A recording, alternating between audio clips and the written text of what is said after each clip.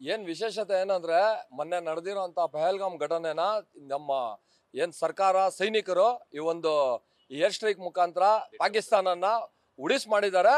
ನಾವು ಇದು ಈ ಮಧ್ಯೆನೆ ಹೇಳಿದ್ರೆ ನೆಕ್ಸ್ಟ್ ಪಾಕಿಸ್ತಾನನ ಇಲ್ದೇ ಇರಂಗ್ ಮಾಡ್ಬಿಡ್ಲಿ, ಪಾಕಿಸ್ತಾನ ನೆಲ್ಸ ಮಾಡ್ಬಿಡ್ಲಿ, ಅಲ್ಲಿರೋಂಥ ಏನು ಉಗ್ರಗಾಮಿಗಳು ಇಡೀ ಈ ಪ್ರಪಂಚದಾದ್ಯಂತ ಈ ಉಗ್ರಕ್ರಿಯೆಯನ್ನ ಮಾಡ್ತಾ ಇದ್ದಾರೆ, ಅವರೆಲ್ಲ ನಾಶ ಆಗ್ಬಿಡ್ಲಿ ಅಂತೇಳಿ ಇವತ್ತು ನಾವು ನಮ್ಮ ದೇವಸ್ಥಾನದಲ್ಲಿ ಪೂಜೆ ಮಾಡಿ ಈ ಒಂದು ಕಾರ್ಯ ಮಾಡಿದ್ದೀರಿ.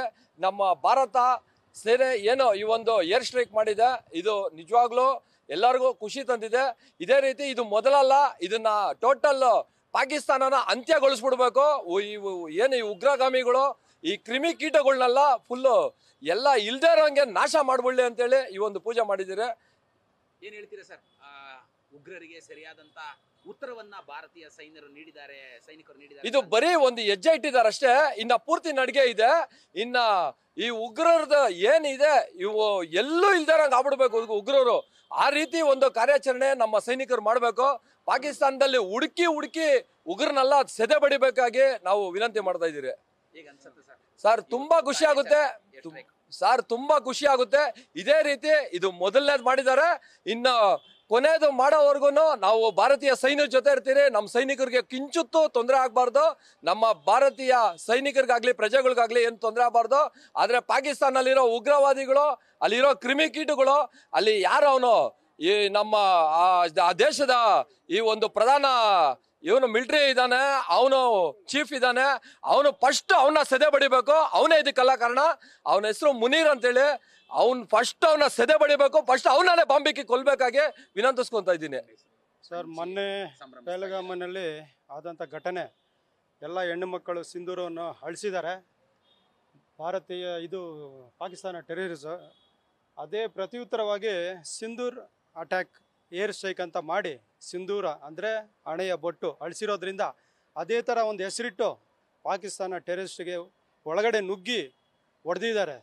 ಅಂದರೆ ಸ್ವಲ್ಪ ಎಚ್ಚರದಿಂದ ಈ ಸಣ್ಣ ಎಚ್ಚರಿಕೆ ಕೊಟ್ಟಿದ್ದೀವಿ ಪಾಕಿಸ್ತಾನಕ್ಕೆ. ಈ ಸಣ್ಣ ಎಚ್ಚರಿಕೆ ಅವ್ರಿಗೆ ಎಚ್ಚೆತ್ತುಕೊಂಡು ಮುಂದಿನ ದಿನಗಳಲ್ಲಿ ಭಾರತ ಅಂದರೆ ಏನು ಅಂತ ಇವಾಗಲೇ ಗೊತ್ತಾಗಿದೆ ಅವರಿಗೆ.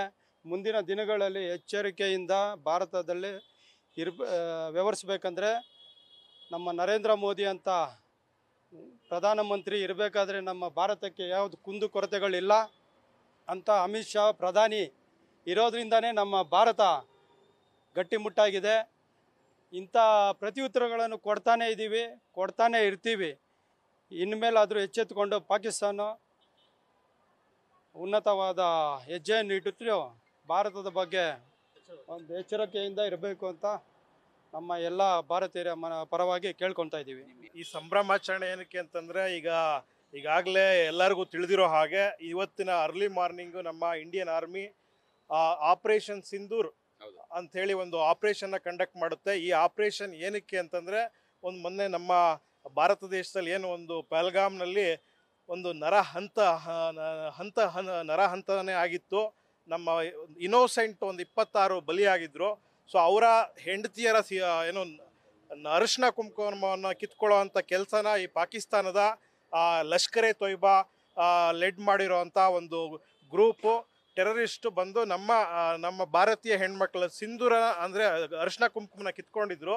ಅದಕ್ಕೆ ಉತ್ತರವಾಗಿ ನಮ್ಮ ದೇಶ ಇವತ್ತು ಉತ್ತರ ಕೊಟ್ಟಿದೆ. ಸೊ ನಾವು ಯಾವುದಕ್ಕೂ ಬಗ್ಗಲ್ಲ. ಈಗ ಮೋದಿಯವರು ಆಳ್ವಿಕೆಗೆ ಮೊದಲ ಬಾರಿ ಆಳ್ವಿಕೆಗೆ ಬಂದಾಗ ನಾ ಹಮ್ ಕಿಸಿ ಕೋ ಆಂಕ್ ದಿಖಾಯಂಗೆ ನಾ ಹಮ್ ಕಿಸಿ ಸೆ ನಜರೆ ಜುಕಾಯಂಗೆ ಅಂತ ಹೇಳಿದರು. ಸೊ ಇವತ್ತು ಅದು ಆ ಒಂದು ಪದ ಏನು ಹೇಳಿದ್ರು ಆ ಪದಕ್ಕೆ ನಿಂತ್ಕೊಂಡಿದ್ದಾರೆ ಮೋದಿಯವರು. ಸೊ ಇದೇ ರೀತಿ ನಮ್ಮ ದೇಶನ ಮುಂದೆ ನಡೆಸ್ಕೊಂಡು ಹೋಗಲಿ. ನಾವು ಯಾರ ಮುಂದೆನೂ ತಲೆ ಬಗ್ಸೋ ಅಂತ ಮತ್ತು ಕಣ್ಣು ತೆಗ್ಸೋ ಅಂತ ಕೆಲಸ ನಾವು ಮಾಡಬಾರ್ದು. ನಮ್ಗೆ ಯಾರೇ ತೊಂದರೆ ಕೊಟ್ಟರು ನಾವು ಅವ್ರ ಮನೆಗೆ ಹೋಗಿ ಪ್ರತಿ ಉತ್ತರ ಕೊಡ್ತೀವಿ ಅನ್ನೋದನ್ನ ಇವತ್ತು ಸಾಕ್ಷಿಯಾಗಿದೆ ನಮ್ಮ ದೇಶದಲ್ಲಿ. ಸೊ ಹೀಗೆ ಮುಂದೆ ಯಾರಾದರೂ ನಮ್ಮ ದೇಶಕ್ಕೆ ತೊಂದರೆ ಕೊಟ್ಟರೆ ಅವ್ರನ್ನ ಸದೆ ಬಡಿಯೋಂಥ ಕೆಲಸ ಆಗಲಿ. ನಾವು ಭಾರತೀಯ ಸೇನೆ ಪರವಾಗಿರ್ತೀವಿ. ಅಂಥ ಅವಕಾಶ ಏನಾದರೂ ಸಂದರ್ಭ ಬಂದಂತಲ್ಲಿ ನಾವು ಸಹ ಸೇನೆಗೆ ಕೈ ಜೋಡಿಸಿ ಹೋರಾಟ ಮಾಡಲಿಕ್ಕೆ ಸಿದ್ಧವಾಗಿದ್ದೀವಿ. ಇಡೀ ಭಾರತೀಯರೆಲ್ಲರಿಗೂ ಒಳ್ಳೇದಾಗಲಿ. ಜೈ ಹಿಂದ್, ಜೈ ಕರ್ನಾಟಕ. ಶಿವಮೂರ್ತಿ ಜೈ. ಇಂದಿನ ಭಾರತ ಅಂದರೆ ಮೊದಲಿನ ಭಾರತ ಅಲ್ಲ. ಹಿಂದೆ ನಾವು ಅಹಿಂಸೆ ಅಂತ ಮಾತಾಡ್ತಾ ಇದ್ವಿ. ಇವಾಗ ನಾವೇನಂದರೆ ಒಂದು ಕೆನೆಗೆ ಹೊಡೆದ್ರೆ ಇನ್ನೊಂದು ಕೆನೆಗೆ ಹೊಡೆದೇ ಹೊಡಿತೀವಿ ಅಂತ ತೋರಿಸ್ತಾ ಇದ್ದೀವಿ.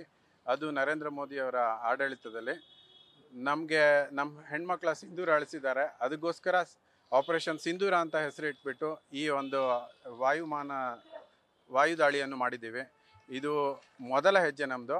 ಇದೇ ಥರದ್ದು ಇನ್ನೂ ಹಲವು ದಾಳಿ ಮಾಡಿ ಈ ಸಲ ಪಾಕಿಸ್ತಾನಕ್ಕೆ ತಕ್ಕ ಪಾಠ ಕೊಟ್ಟು ನಮ್ಮ POK ಏನಿದೆ ಅದನ್ನು ನಾವು ವಶಪಡಿಸ್ಕೊಂಡು ಇನ್ನೂ ಪಾಕಿಸ್ತಾನವನ್ನು ಇನ್ನೂ ಒಂದು 5-6 ಭಾಗ ಆಗಿ ಮಾಡಿ ಆ ದೇಶನೇ ಇಲ್ಲದೆ ಇರೋ ಥರ ಮಾಡಬೇಕು. ಅವ್ರಿಗೆ ಯಾವತ್ತೂ ಶಕ್ತಿ ಅಂತ ಇರಲೇಬಾರ್ದು. ಇನ್ಯಾವತ್ತೇ ಇದ್ರೂ ಭಾರತದ ಕಡೆಗೆ ಮುಖ ಮಾಡಿನೂ ನೋಡಬಾರ್ದು ಅವರು. ಆ ಥರ ಮಾಡಬೇಕು ಅಂತ ನಮ್ಮೆಲ್ಲರ ಒಂದು ಇಚ್ಛೆ. ನೀವು ಯುದ್ಧ ಮಾಡಬೇಕಾ ಸೈನಿಕರ ಜೊತೆ ಯುದ್ಧ ಮಾಡಿ. ಪ್ರವಾಸಿಗರು ಬಂದವ್ರನ್ನ ಅಮಾಯಕರನ್ನ AK-47 ತಗೊಂಡು ಸಾಯಿಸೋದು ತಪ್ಪಲ್ವಾ? ನಿಮ್ಮ ಇಂಡಿಯಾ ಮೇಲೆ ದ್ವೇಷ ಇದೆಯಾ? ನಮ್ಮ ಆರ್ಮಿ ಇದೆ, ಅವ್ರದ್ದು ಆರ್ಮಿ ಇದೆ. ಯುದ್ಧ ಮಾಡಿ. ಅಮಾಯಕರನ್ನ ಬಂದುಬಿಟ್ಟು ಹಿಂದ್ಗಡೆಯಿಂದ ಹೊಡೆದ್ಬಿಟ್ಟು ಹೋಗೋದು ತಪ್ಪಲ್ವಾ? ಇದು ತುಂಬ ತಪ್ಪೋದು. ಅದಕ್ಕೆ ಸಮರ್ಥ ನಾಯಕ ಇದ್ದಾಗ, ಸಮರ್ಥ ಸೈನ್ಯ ಇದ್ದಾಗ, ಅಧಿಕಾರ ಕರೆಕ್ಟಾಗಿ ಜನ ಕೊಟ್ಟಾಗ ಉತ್ತರ ಹಿಂಗಿರ್ತದೆ. ಯಾವತ್ತು ಸಮರ್ಥ ನಾಯಕತ್ವ ಇರಲ್ವೋ, ಮನಮೋಹನ್ ಸಿಂಗ್ ಪೀರಿಯಡ್ ನೋಡಿ, ಇವರು ನಮ್ಮ ಸೈನಿಕರು ತಲೆ ಕಟ್ ಮಾಡಿದ್ರು. ಅಮೇರಿಕ ಹೋಗ್ಬೇಕಾಗಿತ್ತು. ಇವತ್ತು ಅಮೇರಿಕೆಯಿಂದ ಹಿಡಿದು ಇಡೀ ದೇಶ ಎಲ್ಲ ನಮ್ಮ ದೇಶ ಕಡೆ ಏನಕ್ಕೆ ನೋಡ್ತಾ ಇದೆ? ಸಮರ್ಥ ನಾಯಕತ್ವ. ಅದಕ್ಕೆ ಬರಬೇಕಾದ್ರೆ ನಮ್ಮ ಜನ ನಾಯಕತ್ವನ ಕರೆಕ್ಟಾಗಿ ಆಯ್ಕೆ ಮಾಡಿಕೊಂಡ್ರೆ ಮುಂದಿನ ದಿನಗಳಲ್ಲಿ ಇಂಥ ಕೃತ್ಯಗಳು ನಡೆಯಲ್ಲ. ಇದನ್ನು ದಯವಿಟ್ಟು ಜನ ಇನ್ನು ಮುಂದೆ ನಮ್ಮ ದೇಶಕ್ಕೆ ಕರೆಕ್ಟಾಗಿ ಕೆಲಸ ಮಾಡೋರು, ಈ ದೇಶ ನಮ್ಮ ಧರ್ಮ ದೇಶ ಅನ್ನೋ ಕರೆಕ್ಟಾಗಿ ಕೆಲಸ ಮಾಡೋರಿಗೆ ಓಟ್ ಕೊಡಿ ದಯವಿಟ್ಟು. ಯಾವತ್ತು ಸಮರ್ಥ ನಾಯಕತ್ವ ನೀವು ಕೊಡಲ್ವೋ, ಹಿಂದಿನ 13 ವರ್ಷ ಹಿಂದ್ಗಡೆ ಏನಾಯಿತು ನೋಡಿ, ಇವಾಗ ಏನಾಗ್ತಾ ಇದೆ. ದಯವಿಟ್ಟು ಎಲ್ಲರೂ ಕೇಳ್ಕೊಳ್ಳೋ ವಿಷಯ, ದಯವಿಟ್ಟು ಸಮರ್ಥ ನಾಯಕತ್ವನ ಆಯ್ಕೆ ಮಾಡ್ಕೊಳ್ಳಿ, ನಿಮ್ಮ ಕೈಯಲ್ಲಿದೆ. ನಮ್ಮ ದೇಶದ ಪ್ರಧಾನಮಂತ್ರಿಯವರು ಇವಾಗ ತಗೊಂಡಿರೋ ಸ್ಟೆಪ್ಪು ಭಾಳ ಚೆನ್ನಾಗಿದೆ. ಆಂತರಿಕ ದರೋಡೆಕಾರರನ್ನ, ಟೆರರಿಸ್ಟ್ನ ಮೊದಲು ಬಡಿಬೇಕು, ಆವಾಗ ದೇಶ ಉದ್ಧಾರ ಆಗುತ್ತೆ. ಇಷ್ಟು ಸಿಹಿ ಹಂಚುತ್ತಿದ್ದಾರೆ. ಯೋಧರು ಸರಿಯಾದ ಉತ್ತರವನ್ನ ಕೊಟ್ಟಿದ್ದಾರೆ ಪಾಕಿಸ್ತಾನದ. ಖಂಡಿತ ಸರ್. ತಾವೇನ್ ಹೇಳ್ತೀರಾ ಸರ್ ಅದಕ್ಕೆ ಯಾಕೆಂದ್ರೆ ಹಿಂದೆ ನಡೆದಂತ ಘಟನೆಯನ್ನ ದೇಶದ ಪ್ರತಿಯೊಬ್ಬ ನಾಗರಿಕನು ಕೂಡ ಖಂಡಿಸಿದ್ರು. ನೋವಾಯ್ತು, ನಮ್ಮವರು ಪ್ರಾಣವನ್ನು ಕಳೆದುಕೊಂಡ್ರು. ಖಂಡಿತ ಸರ್. ನಾವೇ ಇರಬೇಕಾದ ಪ್ರತಿಯೊಂದು ಇವಾಗ 140 ಕೋಟಿ ಜನಸಂಖ್ಯೆನೂ ಭಾರತ ಸೈನಿಕರಿಗೆ ಸಪೋರ್ಟ್ ಮಾಡಬೇಕು. ಅವ್ರ ಹಿಂದೆ ಬೀಳ್ಬೇಕು, ನಾವು ಅವ್ರಿಗೆ ಜೈಕಾರ ಮಾಡಬೇಕು. ಅವರು ಹಿಂದೆ ಇದ್ದು ನಾವು ಅವ್ರಿಗೆ ಸಪೋರ್ಟ್ ಮಾಡಬೇಕು ಅಷ್ಟೇ. ನಮ್ಮಲ್ಲಿರುವಂತಹ ಸಾಕಷ್ಟು ರಾಜಕಾರಣಿಗಳು ಅಲ್ಲಾಯ್ತಾ ಇಲ್ಲಾಯ್ತಾ ಅಲ್ಲಿನ ಬಿಲ್ಡಿಂಗ್ ಎಲ್ಲೋ ಗುಂಡೊಡೆದ್ರು, ಇಲ್ಲೆಲ್ಲೋ ಗುಂಡೊಡೆದ್ರು ಅಂತ ದೇಶದ ಸೈನಿಕರ ಅವರನ್ನ ಕುಗ್ಗಿಸುವಂತ ಕೆಲಸ ಮಾಡ್ತಿದ್ದಾರೆ. ಅವ್ರ ಪ್ರಾಣವನ್ನು ಇಟ್ಟು ಅವ್ನು ನಿಜವಾಗ್ಲೂ ಹೇಳ್ತೀನಿ, ಆಂತರಿಕ ರಾಜಕಾರಣಿಗಳಿದಾರಲ್ಲ ಅವರಂತ ಒಬ್ರಿಲ್ಲ.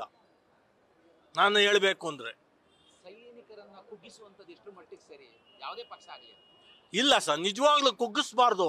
ಅವ್ರಿಗೆ ಸಪೋರ್ಟ್ ಕೊಡ್ಬೇಕು. ಬಿಲ್ಡಿಂಗ್ ಹೊಡೆದ್ಬಿಟ್ರು, ಅವ್ರು ಸಾಯ್ಲಿಲ್ಲ, ಇವ್ರು ಸತ್ರ, ಅವ್ನು ಸತ್ತೋಗಿಲ್ಲ, ಈ ತರದನ್ನೆಲ್ಲ ಪ್ರಶ್ನೆಗಳು ಖಂಡಿತ ಇಲ್ಲ ಸರ್. ಇಲ್ಲ ಸರ್, ನಿಜವಾಗ್ಲೂ ಹೇಳ್ಬೇಕು ಅಂದ್ರೆ ಅವ್ರಿಗೆ ನಾವು ಸಪೋರ್ಟ್ ಮಾಡಿ ಇದ್ ಮಾಡ್ಬೇಕು ಹೊರತು ಇದ್ ಮಾಡ್ಬಾರ್ದು.